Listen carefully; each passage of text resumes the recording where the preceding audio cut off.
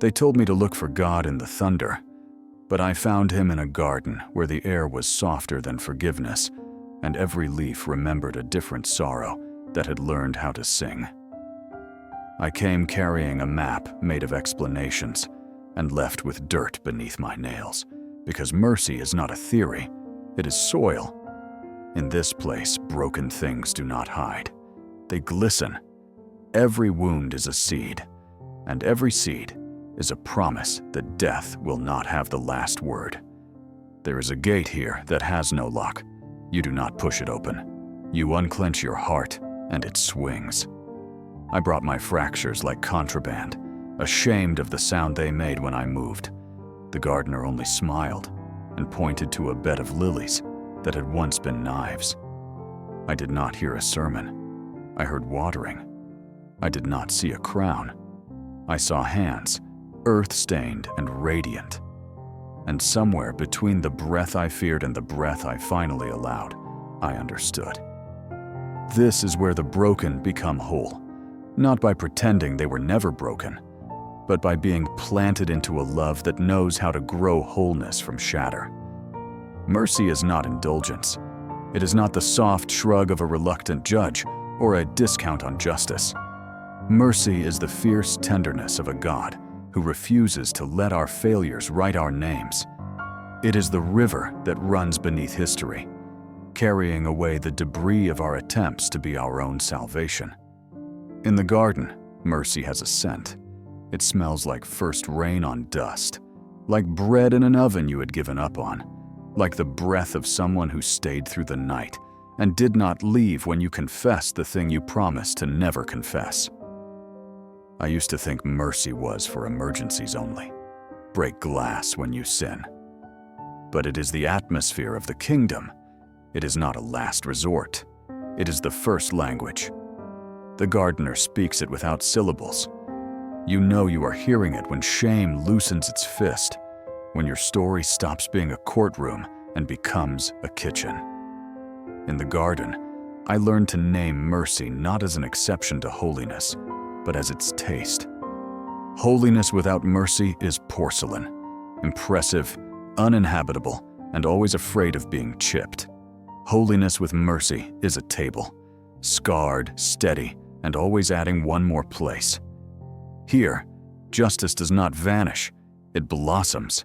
It becomes the restoration of what should have been, not the mere punishment of what was. If sin is the vandalism of love, then mercy is the artisan who sits down with the shattered glass and makes a window that faces sunrise. I did not enter this garden by achievement, but by exhaustion. The gate did not ask for credentials. It asked for honesty. "What are you carrying that is heavier than your own heart?" it seemed to say.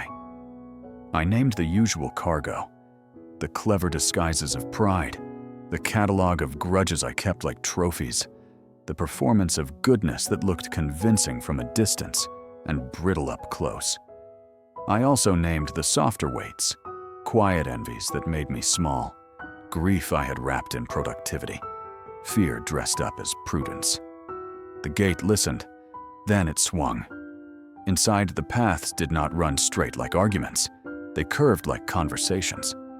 A vine grew over an old sign that once read, "Prove yourself," and now, read "Welcome." I recognized the gardener by the way he looked at me, as if my coming was not an interruption, but an answer to a hope he had planted long ago. He did not begin with critique. He handed me a trowel. "We'll start here," his silence said, pointing to a patch of soil I had been avoiding, the place where I had buried what I didn't want to feel. The ground was hard from years of neglect. He did not scold the hardness. He watered it. He let it drink until the stubbornness softened into something willing to be touched. Mercy begins where the soil remembers rain, I heard without hearing. I knelt. For a long time, we did nothing that anyone would call holy, which is to say we did the holiest thing.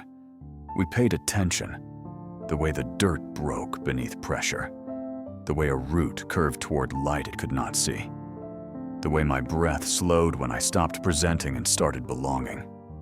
There is a part of the garden where the most dangerous memories are planted, resentments sharpened over years until they could sever joy with a glance. I had kept mine polished. I liked the illusion of safety they gave me, the way they promised I would never be surprised by hurt again. The gardener led me there, not to shame me, but to show me how steel can learn to bloom. He did not take my knives and fling them into the river. He asked for them, one by trembling one, and pressed them into the soil, blade first, like seeds. Will they cut the earth? I worried. Yes, the silence answered, and through the cut, life will enter. So we planted the old betrayals, the unspoken bitterness, the rehearsed speeches I had sharpened for confrontations that never came.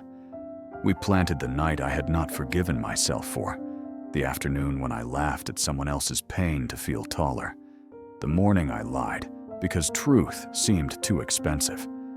The ground did not flinch. It received what I could not carry and did what I could not do. It transformed. Time passed in a way clocks cannot measure. Rain came that smelled like relief. Sunlight came that did not demand cheerfulness. In the season appointed to kindness, lilies emerged, white as truce, fragrant as new chances. I touched their petals and felt no blade beneath. Mercy had composted my violence into petals. So this is how justice blooms, I thought. When the injury does not get the last metaphor, I feared pruning because I confused it with punishment. I assumed the shears were the consequence of being a disappointment. In the garden, I learned that pruning is the tenderness that refuses to settle for less fruit than a branch can bear. The gardener showed me a vine that had grown in every direction at once, leaf-drunk, impressive, and nearly fruitless. He did not scowl at its waste. He looked into its tangle the way a mother looks into a closet and sees not a mess, but a future room. Then he cut, not wildly, not to make a point, but to make a space where light could enter. Each cut hurt, but the hurt had a horizon. It faced sunrise. He pruned away my compulsions to be admired, to be right, to be safe at the cost of being alive. He pruned the habit of narrating myself to myself in flattering terms. He pruned the belief that I had to earn closeness by usefulness. In their place, he left simplicity, the ability to be loved without explaining why. The vine did not become smaller, it became honest. And in honesty, it became generous. Fruit swelled where confusion had once pretended to be abundance. I tasted it and recognized the flavor I had been chasing in everything else, joy that did not expire when applause ended. The path curved toward a low, constant sound, like a heartbeat folded into water. A stream ran through the garden, clear enough to remember snow, deep enough to baptize a secret. I cupped it in my hands and it tasted like recognition. You cannot fake the refreshment of this river. It comes from beneath the oldest roots, artesian and unbought, rising because it must. The gardener calls it mercy, and some call it grace, and others call it the thing that got me through when I was sure I could not get through. I had tried to dig my own wells in other seasons, projects that promised significance, relationships that were really auditions, theology quoted like a spell. But my wells ran dry because they were not springs, they were strategies. This river is not a strategy. It is a source. It does not need me to be clever. It wants me to be thirsty. Trees leaned toward it without fear of being called needy. Flowers opened their throats and sang watery songs. Even stones seemed less hard when the river touched them.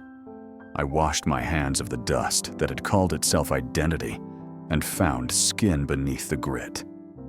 Drink, I heard. You who think you must earn water. I drank until my excuses faded. I drank until my memories of scarcity could not remember themselves.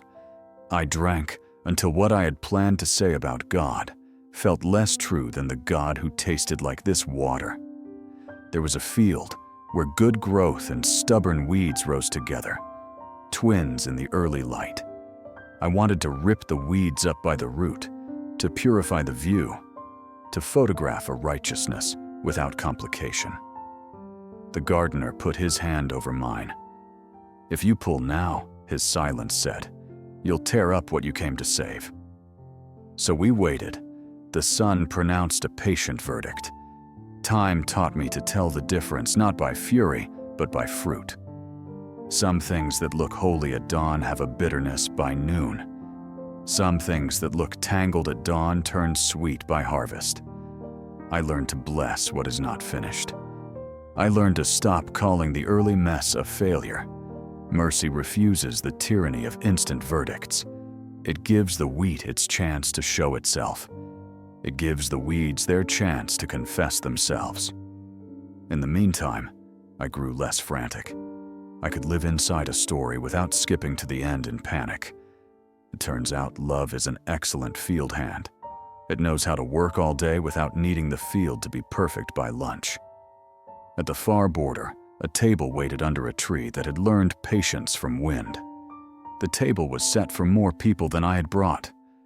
There was bread still warm from an oven I had not seen, and cups that did not match in a way that made them even more beautiful. Mercy feeds without calculating who deserves seconds. I sat, expecting a lecture, and received a meal. Halfway through, I noticed the chairs were engraved with names I had sworn I would never say kindly again. The gardener did not insist I invite them. He simply left the chairs. I tasted my stubbornness turn to laughter. "You mean they are welcome here too?" The breeze said yes. I practiced the future by imagining them eating. First, it made me angry, then tired, then free. I did not need to starve to feel righteous. I did not need to keep them hungry to feel safe. I tore another piece of bread and discovered it was easier to forgive with butter. Mercy does not erase boundaries. It puts them where they feed life. It does not pretend betrayal is fine. It refuses to let betrayal become the landlord of the heart. There, at the table, I made a decision that tasted like wheat. To stop paying rent to old injuries and to move into a home where generosity holds the lease. When evening came, the garden did not grow less holy. It glowed. The lilies kept their white like promises, and the river spoke in a darker key. Stars punctured the sky with tenderness. I felt again the old fear that beauty would be taken away, that the morning would reveal this had been a mercy I did not deserve, and therefore could not keep. The gardener kept working in the dusk. He tended the beds that could not yet bloom. He sang without sound, and the night remembered its original job. Not to frighten, but to rest. I slept on a bench that had forgotten how to be a judgment seat. I dreamed of a world where courts turned into kitchens and prisons into orchards. In the dream, the hardest faces softened, not because they were told to, but because someone washed their feet. I woke with a certainty that did not swagger. The Garden of Mercy is not a fantasy. It is the blueprint of heaven broken into the language of earth. And every time I consent to be loved where I am least impressive, I plant another square foot of it. I did not want to go. Gardens do that to the honest. But the path home runs through the gate that swings both ways. I walked out with dirt on my clothes and a new geography inside my chest. Streets that once felt like battlegrounds now felt like places to practice harvest. Doors I had shut to be right, opened to be kind. The city had not changed. Its arguments still rehearsed their lines. Its banners still shouted their small salvations. I had changed. Or rather, I had been changed by hands that know how to turn winter into bread. I carried seeds in my pockets, mercies I did not invent, and therefore could not hoard. I caught myself expecting resurrection in small places, a tense meeting, a bruised friendship, a morning that began with the old dread. I listened for water under concrete. I looked for tables at the edges of days, and when I failed, which I did before lunch, I knew where the gate was. I knew it had no lock. I knew how to unclench. Mercy does not require cathedral ceilings. It loves the acoustics of kitchens. I found myself praying with my hands in dishwater, letting the warm smallness teach me the shape of blessing. Each plate a person, each cup a hope, each spoon a story being cleaned of what clung. I said the names I had been avoiding and felt them get lighter. I said my own name the way the gardener had looked at me, without inventory, with invitation. Holiness stopped being a room I could ruin and became a presence that could find me wherever I hid. I stopped asking how much I had to do to be loved and started asking how much love I could let through the aperture of an ordinary day. The answer embarrassed my old ambition, more than I knew how to measure. I returned to the place where I first mistook explanation for entrance and achievement for admission. I stood before the mirror of the gardener's eyes and saw a person I recognized at last. Broken, yes. Whole, yes. The fracture lines had not vanished. They had become gold seams, like those bowls the patient artisans mend to honor the crack as part of the story.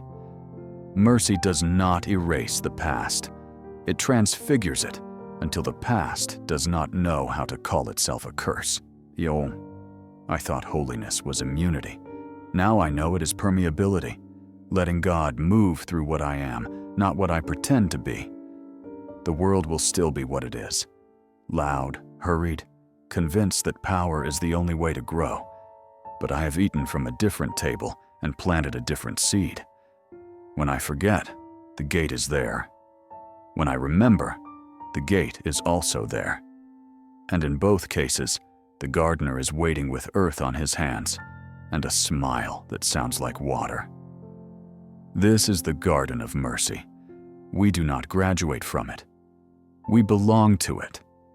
And as we learn its ways, the broken become whole, not because they become unbroken, but because love becomes their shape.